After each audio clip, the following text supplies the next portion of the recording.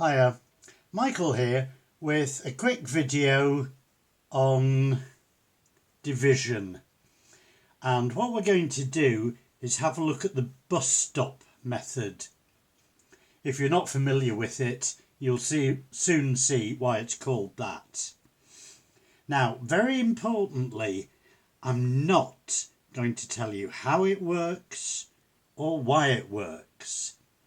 If you want to know that, it's probably a good idea to go to a teacher.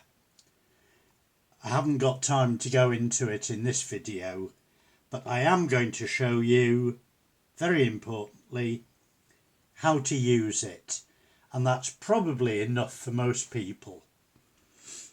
So we'll start off with this problem. Number 1, work out 162 divided by 3. And this is how we do it.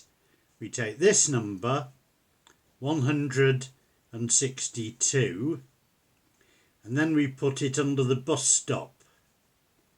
And it's 162, that's there, divided by 3.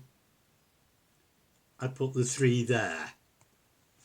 And now what I do is I ask myself, how many times does 3 go into the first number, the second number, the third number, and so on?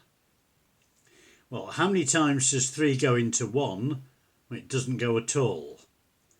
So my next question is, how many times does 3 go into 16? Well, 3 times 5 is 15, so it goes 5 times. That gives me 15. Well, I've got 16 here, so I've got 1 left over, and I put it there.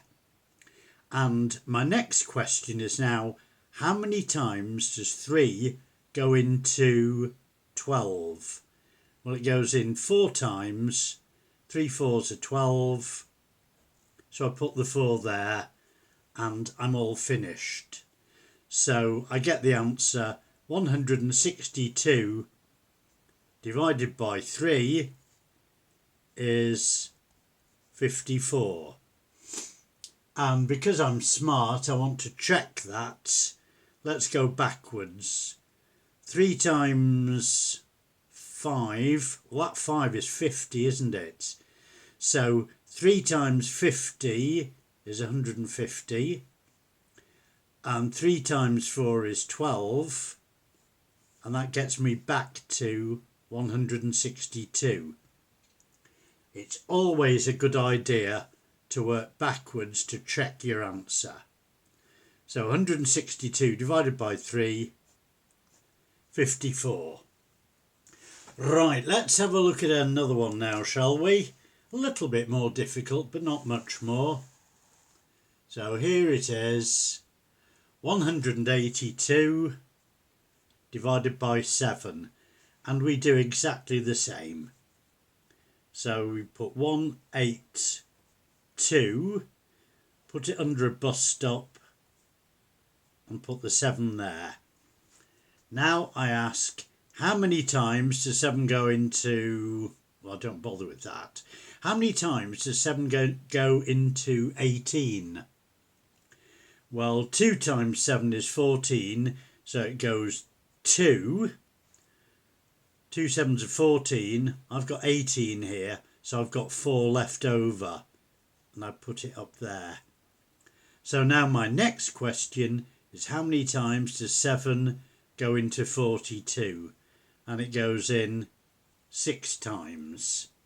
So 182 divided by 7 is 26. Now then, it's a good idea to check again, of course. 7 times 20 is 140. 7 times 6 is 42. And that gets me back to 182.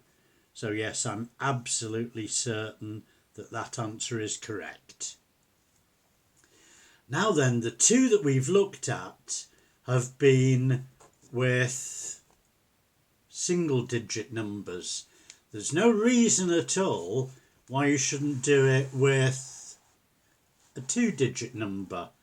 So let's have a look at this one. 338 divided by 13. We do exactly the same. We go 3, 3, 8, put it under the bus stop, and here we've got 13. Now, not many people know their 13 times table, so you've got to use guesses. Well, I've got 13 into 33. Well, it's certainly going to be less than 3, because 3 times 13 is going to be 39. So it's not going to be 3, it's going to be 2. Now, this is a little bit more complex, so what I'm going to do is say 2 times 13 is 26. So I'll write that underneath, subtract it, and 33 take away 26 gives me 7. Now I bring this 8 down.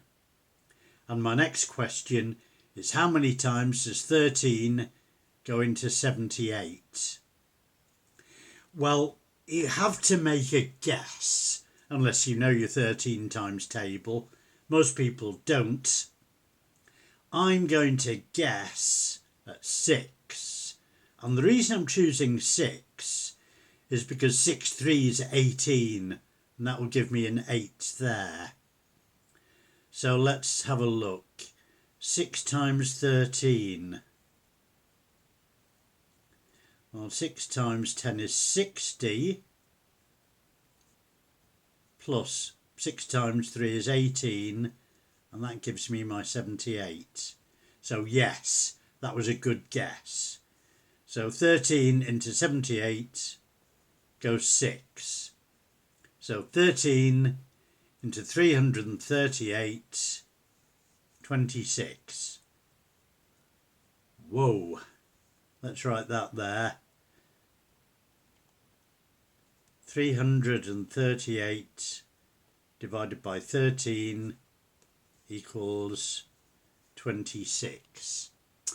Well, we could test that, couldn't we? Hang on, I've got to move the paper, haven't I? There we go. Right, so 20 times 13 is 260.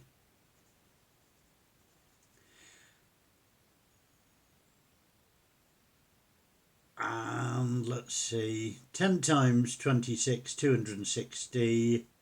3 times 26 is going to be, well, 3 times 70, sorry, 3 times 25 is 75, I know that. So 3 times 26 is going to be 78. So there we go. 260 plus 78, does it add up? 8, 3, 3. Yes, it does. So I've done my check, and yes, that answer is correct. So let's just have a quick look at what we did.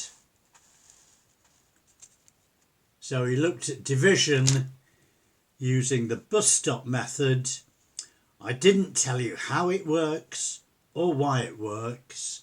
That's for another much longer video, but now you know how to use it. And the only thing that you've got to do now is practice. There's only one way to get good at doing this kind of thing, and that's practice. So I hope you found that useful, and I hope you enjoyed it. And if you did, then I'm happy. I hope you're happy as well, and see you next time.